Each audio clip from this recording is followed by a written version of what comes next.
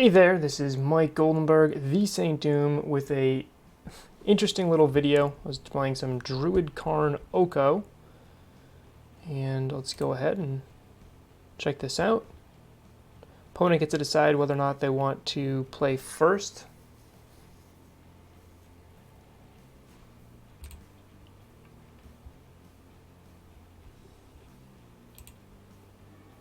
This is my first hand. It's an easy mulligan. This is my second hand. It's an easy mulligan. This is my third hand. It's an easy mulligan. This is my fourth hand. It's an easy mulligan. This is my fifth hand. It's an easy mulligan. And this is my sixth hand when I finally see lands. So I decide to keep this hand.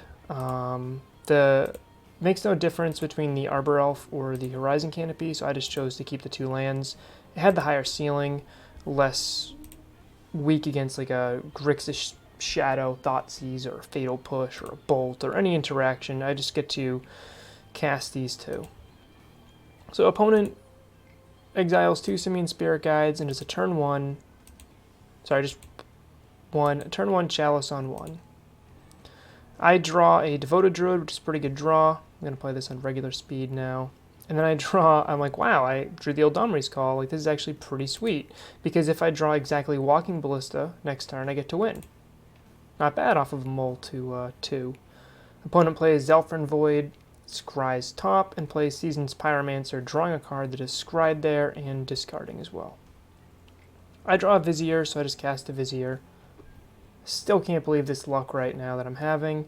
Opponent casts Karn the Grey Creator and gets a Grafdigger's Cage. So this means my Ballista is no longer an instant kill, but here we are. I Eldamri's Call for Ballista because I can't actually cast Shalai, and now my plan is just to make like a 40-40, 50-50 something Ballista, and just make my opponent chump block every turn.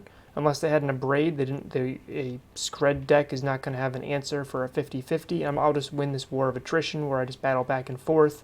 Hopefully they don't get a bridge, which they probably will, but hey, my opponent doesn't realize that I can't actually activate the Walking Ballista and concedes. So there is a turn 2 kill here, which I'm pretty pumped about. I mean, yes, my opponent conceded when they shouldn't have, but here's a turn 4 kill off of a Mull to 2. So keep playing with those Mull to 2s. Sometimes your opponent will concede if they have a card in play.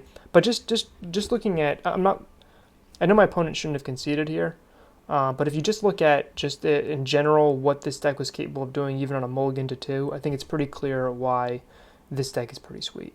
So that was game 1. Let's replay game 2. Real quick here. So I have an easy mulligan there. I like this hand a lot better. I decided to go with the turn 1 Sprawl over the Arbor Elf because I don't need super acceleration. I just need a little bit. So now I just cast Devoted Druid. I wanted to guarantee this. I wanted to guarantee 2 mana on turn 2. So I'm going a little bit fast. Opponent exiled the Simian Spirit Guide for a Magus of the Moon. I play an Oath of Nissa, which is pretty good here because it just can keep progressing my game plan while making things like Oko castable. So I'll just cast an Oko here. And before my opponent has a chance to drop a Chalice on one, I'll just try to dump my hand a little bit.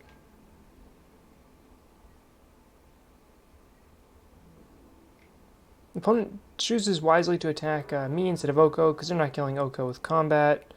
And I just load up here, play Teferi, bounce my Oath of Nissa, which is one of my favorite lines. Draw a ton of cards, play a Karn, cast the Karn this turn, plus the Karn for value, and opponent concedes to this board state. Now, so we had the Mull to 2. We won. And then we have this situation here, game 2, which is just like, look at this. This is our turn 4, and this is our board state. It's just absolutely unreal what this deck is capable of. It's also capable of just drawing blanks off the top like any deck is, but it's got those explosive, powerful draws, which draws me to it. Hope you like this video. If anyone wants a spoiler, I can have it right here. This is the result of the league. It was a 4-1 league. We beat Shaheen Sorani, who had Magus of the Moon in his Sultai Urza deck. We lost to Guano Maestro on Ponza. Turns out Questing Beast is really good against Planeswalkers.deck. We beat Puff Trees on Smallpox Rack. We beat Red Dawn on Ponza. And we beat Marmot just there on Scred Red. Or is it even Scred Red? It was really just Turbo Red, Freewin Red. I didn't see any Screds there. So that's the match. That was the league. Quick little league overview. Really strange. Yesterday I was seeing a lot of Grixis Shadow, and today 4 Blood Moon decks.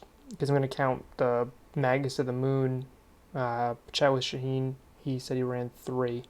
And a Smallpox deck. It's just really, really aggressive. People aggressively going after mana bases. So just figured I'd give this quick little video here and let people know how it's going. See you in the next one.